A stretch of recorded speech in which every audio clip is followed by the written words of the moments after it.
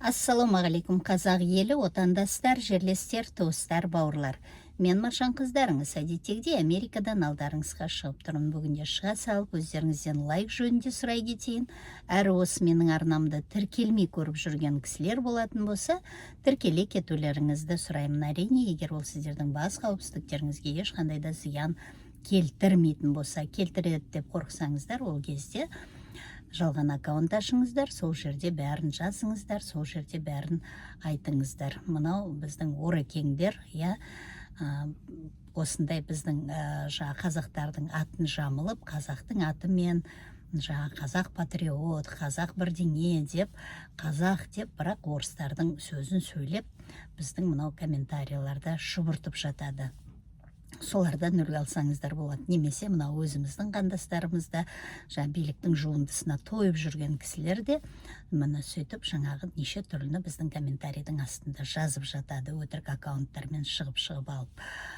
Ал тақырыпқа келетін болсақ, тақырып мынау түрме жайында. Қазақстанның түрмесінде ол ешкімге жаңағы құпия емес, о бастан о жердегі опасыздықтардың болып жатырған, мынау кеше күні қаңтарда көрсетіп берді, қандай азғындар сол жерде қызмет ететіндерін, біздің қаңтаршыларды қандай қылып қинады, қазір де қинап жатыр белсенділерімізді түрмеде.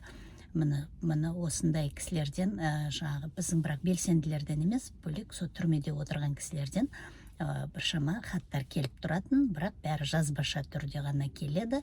Бізді сөйтіп жатыр, бүйтіп жатыр, осындай жерде осындай болып жатыр, соны айтыңызшы деп, бірақ ешқандай дәлел бермейді. Мен артынша жазам ол кісілерге, маған дәлелдеріңізді жіберіңіздер, не болса бейне жазба жазып жіберіңіздер дегенде, оны жібермегеннен кейін мен де шығармай жүрдім. Ал мынау соңғы келген ақпарат, енді бұл кісі өзінің бейне жазбаларын салып отыр, құжаттар да бар ішінде. Бұл кісінің айтуынша өлген кісілерді жаңағыдай айтпайды екен, жоқ қып жібереді екен, ауруларды, жұқпалы ауруларды емдемейді екен. Ол жөнінде енді қағаз жүзінде құжаттар бар. Осының видеоның артында салам, көресіздер. Міне сол жаңағы олар талай жерде тайраңдап жүреді екен жұқпалы ауруымен, талай кісілерге жұқтырады екен. Бұны енді қалай түсінуге болады? Бұл қастандық халыққа жасап отырған, қандай халық болсын, ол сотталған халық па, сотталмаған халық па?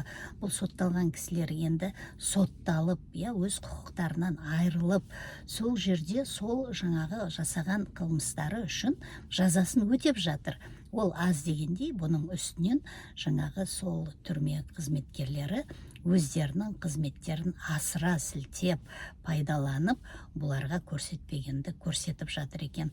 Бұл жөнінде қазір өзі видеосында айтып береді. Видеоның енді кішкене несі, дауысы да басқасы да нашарлау, бірақ мұқият тыңдасаңыздар түсінуге болады. Бұны енді салып отырған себебім, бұл кісі жазып жатыр, бұны айтып жатыр, өзінің туыстарды шапқылап жатыр екен, бірақ ешқандай нәтиже жоқ. Әйтеуір қай жерде мүмкіншілік болса, сол жердің бәрінде айтылса екен деген үмітпен салып отыр.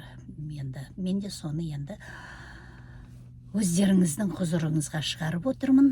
Тыңдаңыздар, көріңіздер, мынау түрмедегі болып жатқан жағдайларды. Олар енді онсыз да біліп отырмыз, бірақ енді мына Тоқаев көрсін өзінің жаңа Қазақстанында өзінің жендеттері қандай қылықтарды жасап жатқан. Міне осы видеоны ары қарай тарқата отырсаңыздар, көптен бір көмек болар еді. Халқым, ояныңыздар, ойланыңыздар. Мынау келе жатқан X күніне сақадай сай тұрыңыздар.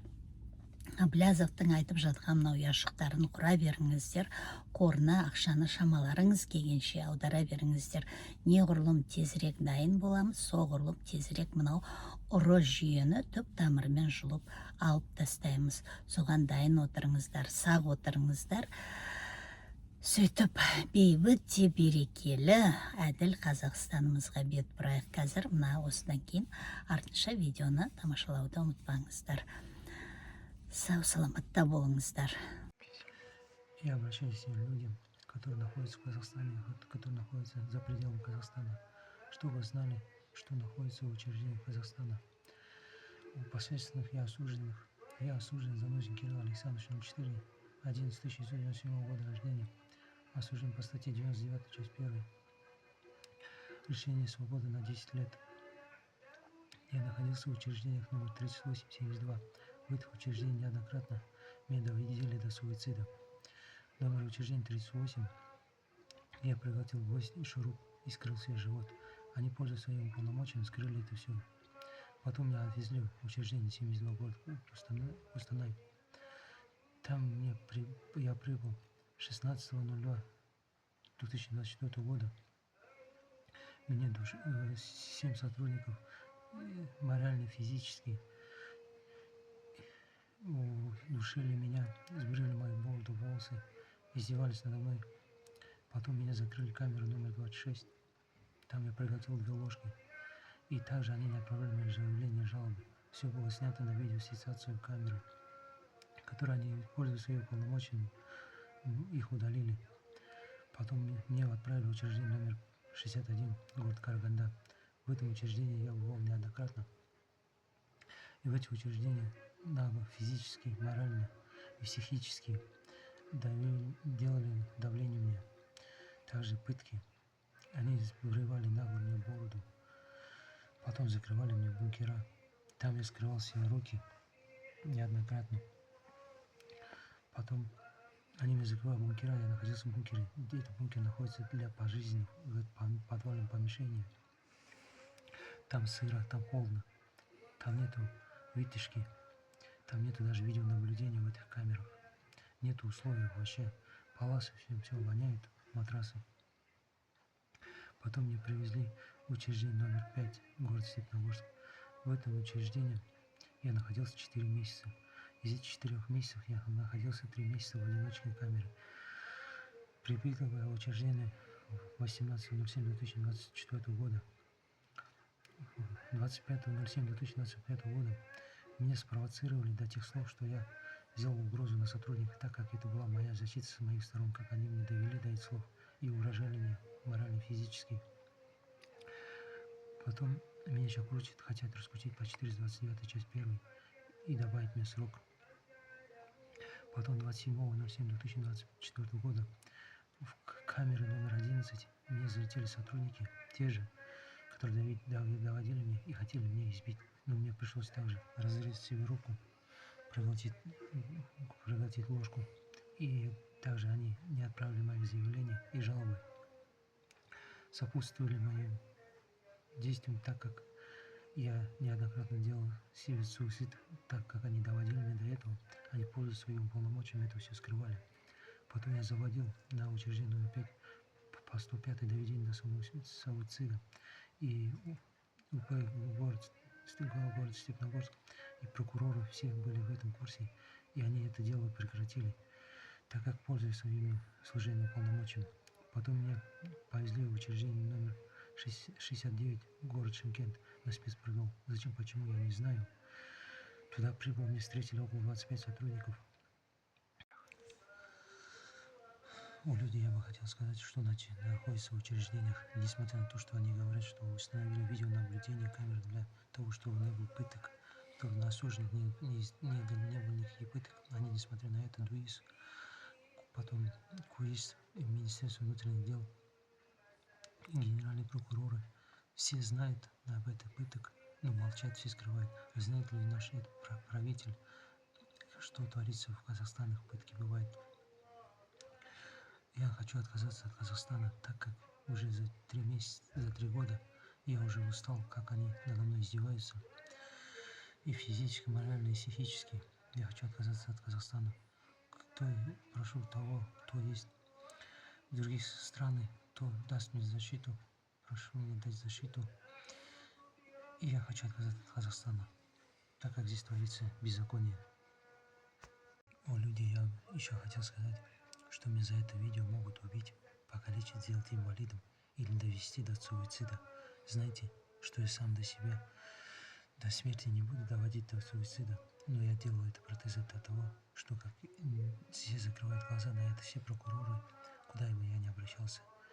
Но знаете, что они могут меня за это убить, покалечить или сделать инвалидом. Воспитательные работы, потом опера, группа, оперотдел, куривший 10-го корпуса. Потом меня подняли на спецпродол спецпатруль там также незаконно делают, незаконно там действия, заставляют выходить на прогул, орать сильно, делать доклад, потом садиться на карты, держать руки за голову. И это ежедневно, и день-два раза это повторяет все. Потом заставляют заправлять кровати по кантикам. И потом там нет условий душа, и таксофон дают месяц отдраться. Потом меня повезли в город Степногорск, УП, ИВС. Прибыв я в ИВС 20.02.2025 года, здесь я обращал заявление, но здесь мои заявления не было поданы, не отправляли. Потом меня пришлось пробить свою грудную клетку. Это было 27.02.2025 года. Потом меня повезли в город Кущетау, учреждение 65. Доехал при въезде в учреждение 65 я совершил суицид, доведение до суицида. Проткнул себе грудную клетку опять же. И был экстренно выпустили меня со Астаны, был выезд на поликлинику номер 2, мне сделали там экстренную операцию.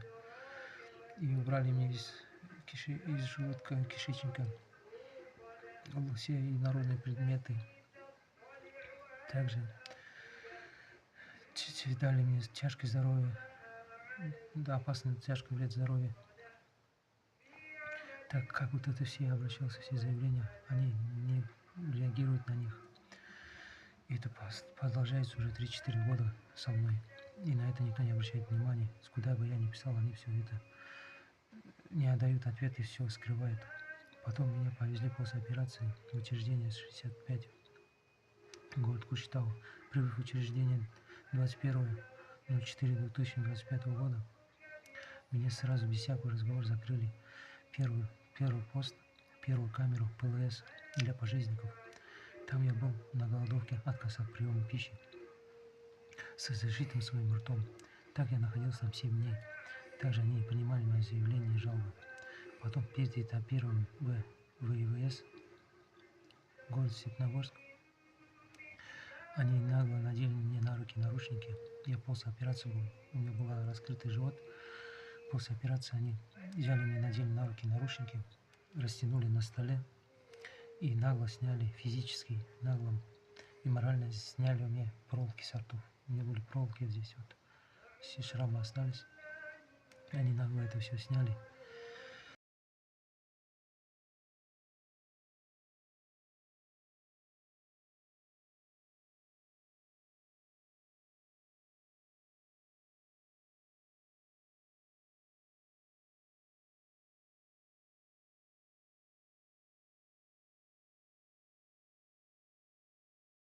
Семенов Александр Александрович вынужден обратиться к всему обществу всех государств, к общественным организациям о помощи в связи с беззаконием в Главном смотрителе по Акмолинской области, надзирающих органах прокуратуры области и прокуратуры области Степногорска по бездействию и привлечению к уголовной ответственности сотрудников РГУ номер 5 по Акмолинской области.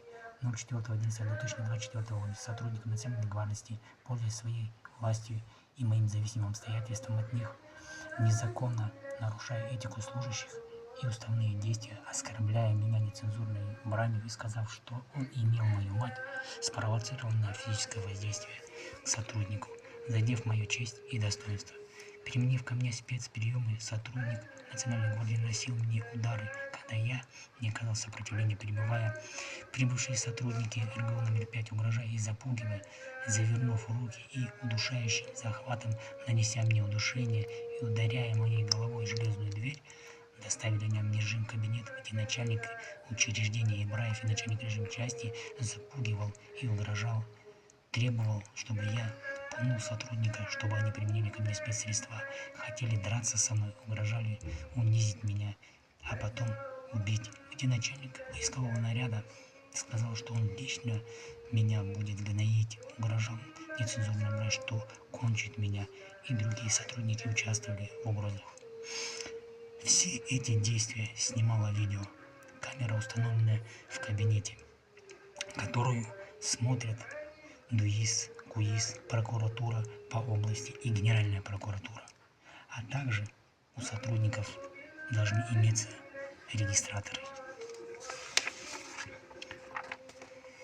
На меня возбудили уголовное дело, но все видео с камер наблюдения регистраторов скрыли, уничтожили, обвиняя меня в умышленном нанесении нападения на сотрудника. Прокуратура города Степногорска и надзирающие органы бездействуют о разбирательстве и способствуют беззаконию. Тем самым 11.04.2025 года меня довели до крайних мер и, совершив суицид, экстренно сняли с этапа с поезда в городе Астана и прооперировали в городской больнице номер 2, где ко мне приходил сотрудник полиции, и я заявил о бездействии органов. Но до сегодняшнего дня никаких мер не принято к сотрудникам прокуратуры, которые, видя на видео, что я спровоцирован сотрудником, который толкает меня, а потом бьет, не возбудили уголовное преследование. Сейчас проходит судебное разбирательство, где кроме слов сотрудников, видео обоснованные их показания не предоставлены. Меня хотят осудить